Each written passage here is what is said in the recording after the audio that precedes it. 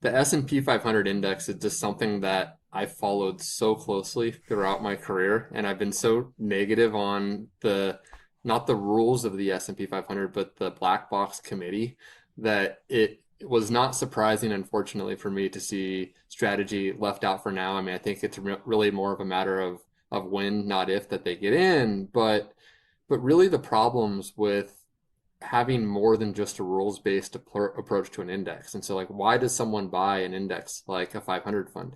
Because they want passive exposure to the market. And when you have a black box committee, and just to give you some information on the committee, no one knows who's on the committee. When they then make a decision, they give you no information about why they made a decision. And so you think about this from the perspective of like someone that's investing in Bitcoin treasury companies and the authenticity, the amount of information, like Dylan LeClaire, we're going to call our shots. The S&P 500 is exactly the opposite of that. We're not going to call our shots. We're not going to tell you why we did that. We're not going to tell you who made the decision, and you will accept that because that is what it takes to be in or out of the S&P 500. I just think it's a really bad dated setup that maybe made sense historically, but when you think about where we are with data and technology, I think it's very dated. And so for us, when we launched our 500 fund, so we have all these different ETFs, and we have a suite of passively managed equity ETFs, and we made a conscious decision a couple of years ago to not use S&P, and instead we use Bloomberg. And Bloomberg's not the only index provider that's like this, but with Bloomberg's indexes, there is no committee. It's just rules. It's data. And if you pass the data test, you're in. And so, as an example, strategy was added to the Bloomberg 500 index last September. And so we're basically 1 year into the strategy being in the Bloomberg 500 index. They're still not in the S&P 500. They just got eligible by their rules. There's a little bit differences in the rules, but even once you pass the rules, you have to pass the committee. And I just think it tends to lead to bad decisions. Most innovative companies. It led to a bad decision with Tesla back in the day. It's now strategy. I think at one point it was Microsoft that got left out for a little bit. And so it's not even necessarily, it could be, biases for political reasons or uncomfortableness around Bitcoin. We'll never know because they'll never tell us. But I think anytime you have a new company that's doing interesting things, by definition, that'll be scary. And I think that when you put humans in, it tends to have them pessimistic to follow the rules that they've set forth. And I think that's what's happened here. And I think it's too bad for 500 S&P 500 holders for now. Yeah, humans are naturally biased. If you include, computers and algorithmic models for inclusion, it just removes any potential bias and it moves forward on that basis.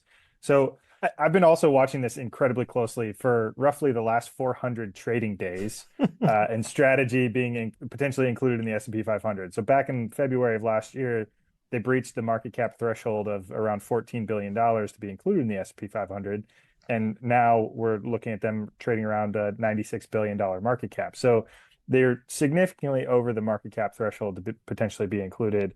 Now, to your point, Matt, one thing that's really interesting that I think a lot of the community and people don't really understand with strategy here is if they were to have adopted FASB fair value accounting last year when they were able to, they would have qualified for the S&P 500 for the first time at the end of Q3, so October 30th, 2025.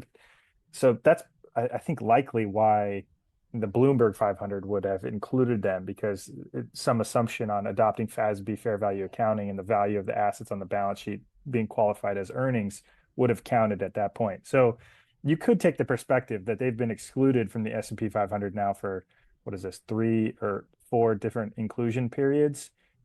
This isn't necessarily just the first, even though it's the first technical after the FASB fair value accounting adoption. So a little bit of a nuance there. I wasn't expecting them to necessarily get included on their first go around. A lot of these companies with their first go around, they've been excluded, like Robinhood and AppLovin historically. I think they qualified a couple of quarters ago and now they're getting included. So it seems like as a company qualifies, there's some deliberation back and forth about probably volatility, business viability, et cetera, et cetera. And just understanding bureaucracy of these rating agencies and these environments, I can understand a lot of these things probably being a little bit less top of mind. Like everybody that's following this incredibly closely thinks that strategy should be included because it's like the primary thing that Bitcoiners and Bitcoin equity holders are focused on. But it's not the primary thing that these rating agencies are focused on. And they've got a lot of other things on their plate to review and go through, which is just a bureaucracy process that takes quarters to churn through. So I'm not incredibly surprised. I'm bullish for the horizon, but yeah, we'll see how this goes. It sort of reminds me of what happened with the LIBOR scandal. Not accusing S&P of any kind of fraud, but just that whenever you have discretion, human discretion, combined with lots of people relying on it, I think that's the real paradox here is you have all these passive investors relying on an index that's actively managed. That they are making discretionary decisions about what gets included or not. To steelman their perspective, perhaps as Jeff mentioned, it's about the volatility, which is that they could look at strategy today and say, okay, well, they qualify, but because of Bitcoin's volatility, we feel like they might not qualify next quarter or the quarter after that. And so maybe they don't want to have churn in the index at the margin that drives, makes things worse, right? Worsens the quality of the index, perhaps. But that's still a judgment call. And I think that if investors truly want to be passive, they would want to really have a rules-based approach to their index. Or if you want the rules, then put volatility as a measure for the rules. It's actually a solvable problem, but when it's subjective, I think that leads to the problem, and then the question becomes, well, if it's a quasi-active fund, have they made good decisions for shareholders from a returns perspective or bad decisions historically? And historically, it's been mostly bad decisions, actually. And so the rules-based approach outperforms. And I'm not a strong believer in the efficient market hypothesis, but people that are strong believers would point to that and say, remove the people. The people are not adding value here, and so it's it's super interesting. I guess curious to your guys' perspective if you have a guess on when they get in. I think it'll be within the next 6 months, but we'll see. I think at some point it'll be a little bit undeniable.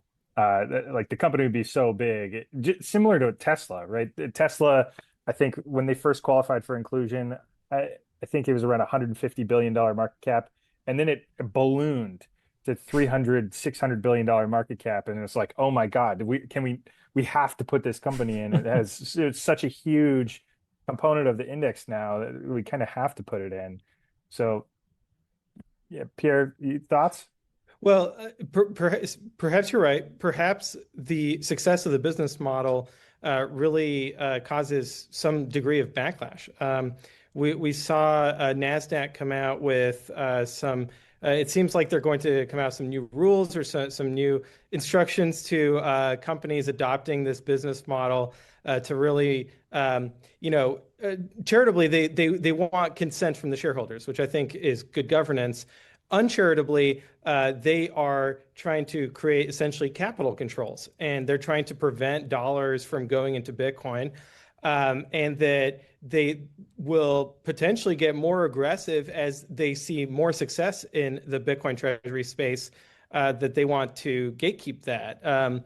So whether it's in the form of the S&P 500 or listing rules or other mechanisms of soft power that they find to try to contain this phenomenon, which we see the value of it and we see how it creates value for shareholders, but others within capital markets don't have that view. And I like the Jim Chanoses of the world who they disagree with us, and so they go short the stock and long Bitcoin, and they've got their approach to it. I really question the soft power approach of trying to put up additional rules for Bitcoin treasury companies just because you're bearish on them, right? Go start a hedge fund if you want to have skin in the game and put money where your mouth is. I think one thing I just want to add for clarity and perspective on this whole situation. One of the reasons that we're talking about this, and this is so important, is the S&P 500 makes up 3 of the 5 largest index ETFs on the planet.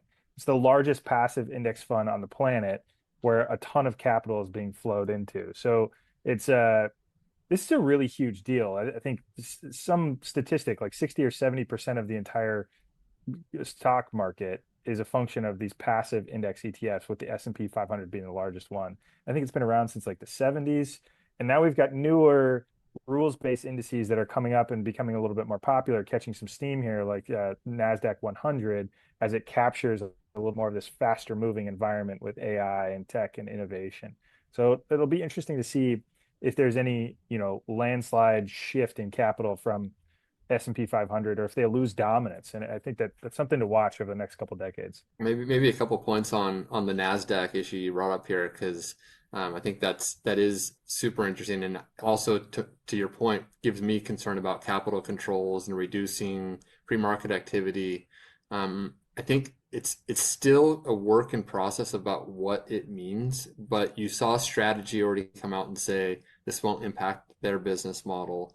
And my initial read on it, and to be clear, I don't agree with it, is that I think it will be potentially most difficult for newer Bitcoin treasury or broader digital asset treasury companies that don't have an operating business around them, number one.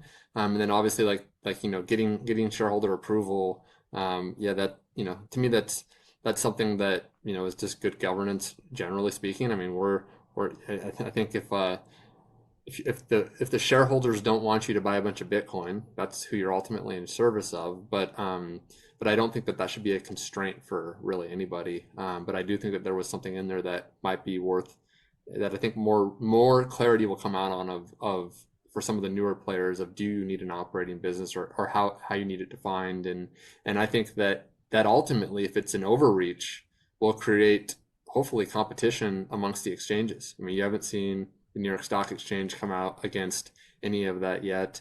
And so it's one of those issues where, if it's not the law and it's an exchange going beyond the law, which you've seen from exchanges before. So like, as an example, NASDAQ a few years ago put in place diversity requirements on their board that was in excess of the law. So they have implemented, capital constraints based on their viewpoints of what governance needs to look like before. And I think, generally speaking, in almost every single instance, let the market speak. And if people are doing something that doesn't make sense, as an example, something I don't think makes sense is, and we've spoken about this a lot, is Ethereum treasury companies. I think their house is built on sand, but I don't think they should be blocked from existing. I think they should be able to go out there in the market. People that want to invest in them should be able to invest, and they succeed or they fail on their own merits, not because someone like myself thinks that their house is built on sand, destined to not work out over the long run. That's not my role in capital markets. I don't think it should be the exchange's roles either.